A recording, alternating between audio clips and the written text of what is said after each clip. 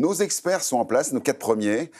Nous avons Ludovic qui nous vient de Narbonne. C'était ça. Alors, est-ce que tu es fier de ta région du point de vue du traitement du handicap? Oui, je pense qu'on est bien placé aujourd'hui pour favoriser la vie des handicapés et des personnes multirédites. Bon, je pense que tous ces consultants vont me dire que leur ville est la meilleure du monde. À Nantes, Aurélie, comment ça se passe?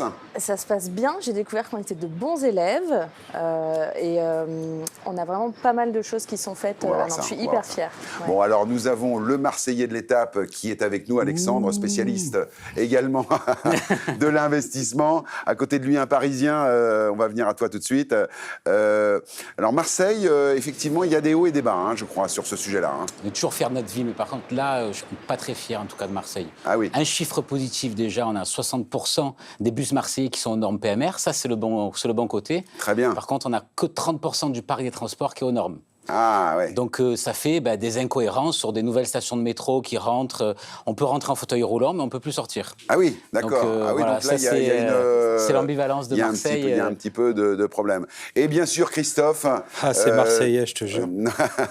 Notre spécialiste de la région parisienne, expert au demeurant. Alors, toi, tu as une vision également plutôt parisienne du traitement du handicap. Qu'est-ce que tu peux nous en dire? Alors, globalement, en théorie, on est très bien en région parisienne. En pratique, c'est autre chose. Mais je pense qu'on va développer dans l'émission. Alors, Aurélie a été vraiment une bonne élève, une journaliste à part entière, a été faire une belle interview d'un certain Perceval. Oui, de Perceval Montfort, qui est un jeune homme en situation de handicap, en fauteuil, et qui m'a accordé quelques heures un après-midi à Nantes. Et j'ai vu les images en avant-première. Ça se regarde et ça lance bien le débat. Regardez. En matière d'accessibilité, quels sont les points positifs de Nantes? Quasiment tous les transports sont parfaitement accessibles. La ville est parfaitement accessible. Et pour les personnes ayant une reconnaissance de handicap par rapport à la MDPH ou à la CAF, on a les transports gratuits aussi. Donc voilà, on a un tarif solidaire. Voilà, c'est bon. Les transports se modernisent aussi. Maintenant, là, ils sont en train de changer les trams, par exemple. Selon toi, quels efforts les personnes valides devraient réaliser pour que la communication soit plus fluide et qu'on puisse plus s'entraider? Alors un exemple, parfois je suis dans une côte, ça monte et en fait souvent il y a une personne qui arrive et en fait elle me dit je vais vous aider ou parfois elle me pose même pas la question. Je sens quelqu'un qui est derrière, qui pousse le fauteuil. Ça c'est très intrusif et on explique aux personnes valides que le handicap c'est une partie intégrante de notre corps en fait. Et ce qui est bien c'est de demander est-ce que vous voulez de l'aide ou pas, ou oui ou non en fait. Il me fume, mais il me fume. Peut-être que j'ai pas envie d'aide ou peut-être que j'en ai pas besoin et c'est juste mon choix. La technique. Est-ce que c'est l'occasion de passer un message à la ville de Nantes ou à Nantes Métropole pour qu'on puisse améliorer les choses? Par exemple, quand je vais dans des endroits, dans des endroits publics, des bars, des restaurants, ça peut m'arriver. En fait, le bar est accessible, mais les toilettes sont au sous-sol. Et ça m'arrive très souvent en fait. Bonjour, chemin de traverse Harry Potter. Quelque chose qui est important pour moi aussi, les gens qui ont des animaux, s'ils pouvaient éviter de faire caca sur les trottoirs ou faire pipi, parce qu'après nous on roule dedans. Après ça va sur les roues, mais après ça va sur nos mains, sur nos habits. Les bouts de verre aussi, on pourra en parler. Enfin voilà. Nous en fauteuil on peut crever. Quand j'allais en soirée et que je rentrais le lendemain, ma mère râlait parce que une fois sur 3, ça m'arrivait très souvent de crever mes pneus. Ah j'en ai marre, t'as encore crevé tes pneus. Incroyable, incroyable. Nous avons Alexandre, vers qui je me retourne, qui est avec nous. Tu interviens bien sûr comme tu veux. Tu es le spécialiste de l'investissement de cette émission. Avant qu'on réagisse sur ce reportage assez hallucinant, un petit mot de l'investisseur sur le handicap. Les investisseurs, pour le coup, ils sont vraiment pas bons vis-à-vis de l'adaptation pour les personnes en situation de handicap, mais on va en parler. On va en reparler. Alors les amis, vous avez vu ce reportage, Aurélie, raconte-nous ce gars, ce Perceval, là, il est incroyable. Hein. En plus, c'est vraiment une chouette personne. Il est hyper jovial. On a passé un très très bon moment et il m'a ouvert les yeux. Moi, je suis pas vraiment concernée dans mon entourage par le handicap. Beaucoup d'entre nous, comme pas mal, même si j'ai appris aussi que 80% des handicaps étaient invisibles. Mais en tout cas, voilà, on est peu concernés. Et il y a des choses qui font partie du bon sens. Alors nous, on est très bons élèves parce que 99,7% des transports à Nantes sont accessibles, y compris le Navibus, qui est un petit bateau qui permet de faire des liaisons. Ah oui. Ouais. Donc sur l'herbe. perdre. Ouais, donc les problématiques transport qu'on a et dont Perceval faisait part, c'était plutôt de l'entretien. Non mais alors là on le voit, hein, c'est quand même une urgence d'équiper les villes pour nos handicapés, parce que on le voit au quotidien, c'est, je dirais, l'enfer. Enfin, ça peut vite devenir l'enfer. Mais en fait, là aussi, je pense je suis pas d'accord avec toi dans le sens où je pense qu'on est tous concernés, parce qu'on parle du handicap et on s'imagine, bien entendu, Perceval, mais il y a aussi les personnes âgées Bien sûr, qui sont tu as aussi en raison. situation de handicap. Et on a tous eu la chance ou pas d'avoir des grands-parents. Et moi, mes grands-parents étaient concernés par l'intégralité de ce qu'il a dit. Oui, parce que quand on vieillit, qu'on arrive dans le 4e âge, on perd de la mobilité. On peut plus aller aux toilettes en bas. On est éligible aux cartes d'handicapés pour les parkings, etc. Et tu sais, la mobilité, c'est aussi les enfants, hein, les poussettes, c'est tout ça. Ils comprennent tout ça dans la situation de mobilité. Et d'ailleurs, souvent dans les centres-villes où il y a des rues avec des pavés, tout ça, c'est vrai que les gens en poussette ou en fauteuil ne peuvent pas se déplacer. Et c'est une chose que Narbonne a fait notamment dans l'hypercentre. Voilà, ça m'intéresse. En région, dans ta ville, qu'est-ce qu'ils ont fait? Les trottoirs. Quand ils refont les travaux, ils adaptent les trottoirs, ils sont tous lisses. Ouais. Et les endroits où il y a des pavés, où on n'a pas le droit de toucher, et ils ont fait des planchers en bois par-dessus qui permettent l'accès de tout le cœur de ville. Mais en fait, Ludovic vient à mon sens, résumer un petit peu la situation. C'est-à-dire que tout ce qui est ancien, c'est très difficile de mettre aux normes handicapées. Et depuis 2005 et la loi handicap, toutes les constructions doivent être aux normes handicapées. Donc tout ce qui a été soit rénové, soit construit, on est aux normes handicapées. Mais revenir, par exemple, sur Paris, où les métros parisiens, par exemple, ne sont pas du tout adaptés, contrairement au RER, au bus, mais les métros, c'est souvent dans des vieilles gares et c'est très difficile de les adapter. C'est très difficile, mais à Marseille, qu'est-ce qui est fait? Donc il y a un côté bon élève et un côté mauvais élève. Oui, c'est une ville atypique dans sa géographie, donc ça monte, ça descend. Et par exemple, on peut donner un exemple, l'exemple du quartier du Panier. Oui. On parlait de l'ancien, mais il y a aussi les transports, mais il y a la culture, le quartier du Panier ou d'autres centres historiques qui montent et qui descendent. Donc la ville de Marseille a mis des rampes, il y a beaucoup d'escaliers qui montent, donc du coup a aplani aussi pour que les fauteuils roulants puissent monter, a mis plein d'indications, donc aussi des choses qui sont faites d'un point de vue culturel par les villes, et Marseille aussi, pour ça on doit le saluer, rend accessible toute la culture aussi et essayer petit à petit de rénover l'ancien qui est un vrai sujet. D'ailleurs, Marseille, c'est une ville aussi qui a beaucoup de tourisme. Bien sûr. Nous, c'est un sujet qu'on rencontre nous, avec pas mal de monde l'été. Ouais. Et là, depuis quelques années, la plage est devenue accessible aux personnes en fauteuil roulant. Et voilà, la avec plage. du matériel Mais bien sûr. adapté, des fauteuils avec des gros trous. J'y ai passé mes vacances, il y a Voilà. des tissus en fait, qui Exactement, permettent aux ils mettent ça fauteuils parce roulants qu'avant les touristes venaient, mais ils n'avaient pas l'accès à la plage. Voilà. Oui, mais Donc, non, mais voilà, tous les éléments, je dirais, de la vie courante, parfois peuvent devenir un parcours du combattant pour le handicapé. Et il y a un autre sujet également, Aurélie.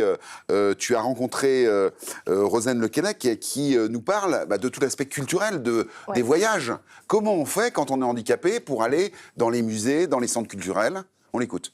On peut tout à fait faire le voyage à Nantes lorsqu'on est en situation de handicap et quel que soit d'ailleurs son besoin peut être un peu plus spécifique. Toute l'année, on travaille pour que justement l'ensemble de l'offre artistique et culturelle de la ville soit la plus accessible possible.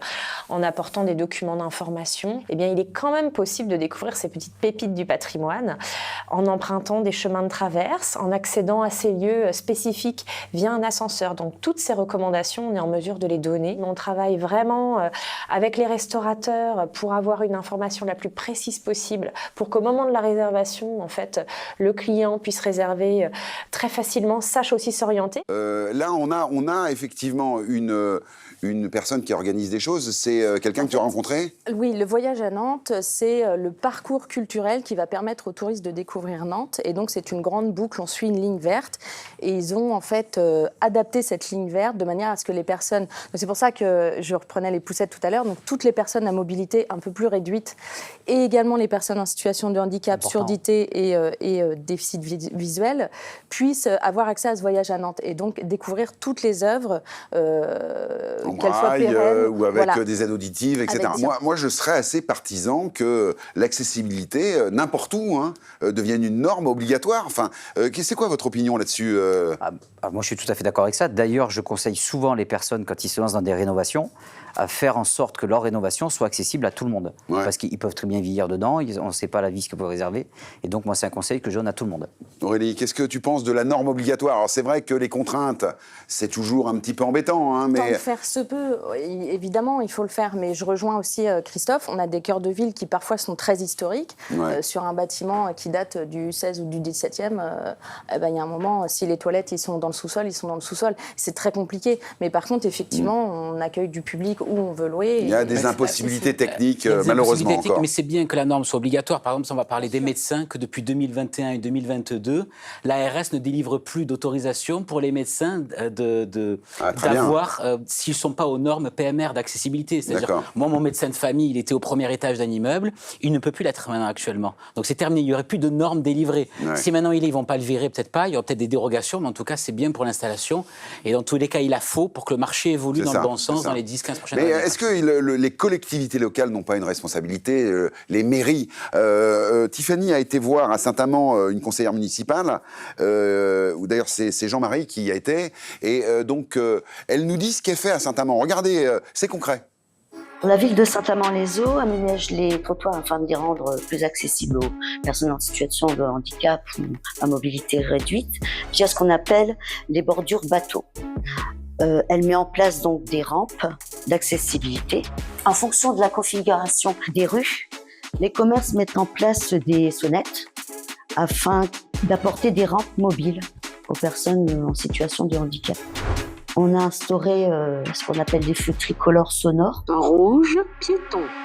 Rue d'Orchy. On ne peut pas faire tout ce qu'on veut pour rendre accessibles des bâtiments qui se trouvent dans le périmètre du centre-ville. Les bâtiments de France, on est soumis à certaines contraintes et certaines obligations. Et oui, les fameuses contraintes, elle en parle quand même à la fin.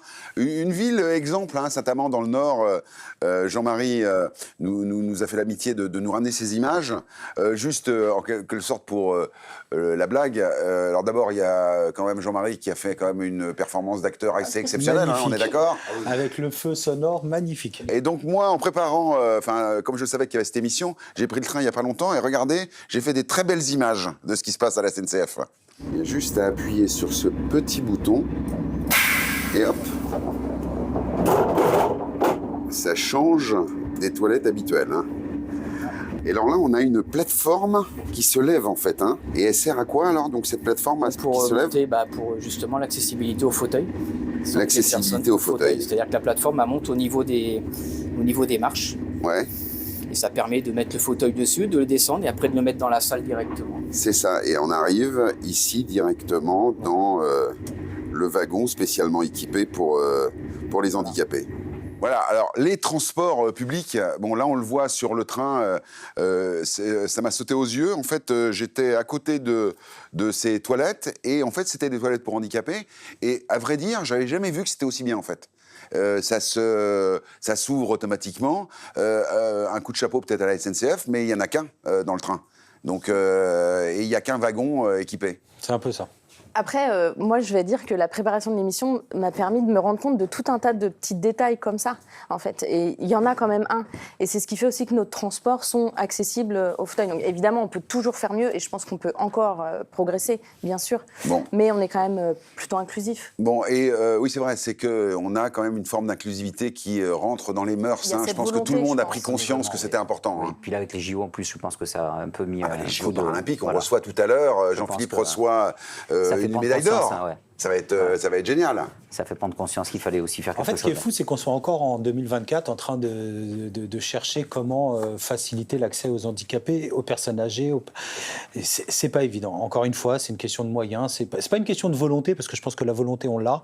C'est une question de moyens et c'est une question de capacité technique. Et ça, c'est pas toujours possible. C'est pas toujours possible. Merci beaucoup, les experts, de nous avoir ramené ces informations de vos villes qui font beaucoup pour la cause des handicapés. On va voir un petit récap de cette première partie en chiffres. Et tout de suite après, on est très impatient de retrouver Jean-Philippe qui reçoit notre champion paralympique de cécifoot, Gaël Rivière. Vous allez voir, il a plein de choses et des avis tranchés sur la question. On y va. Aujourd'hui, en France, il y a 12 millions de personnes touchées par un handicap. De plus, 2000 communes sont labellisées Ville Handicap. Par contre, en 2024, seulement 40% des transports publics sont entièrement accessibles. D'ici 2025, au moins 50% des bâtiments publics devront être conformes aux normes d'accessibilité.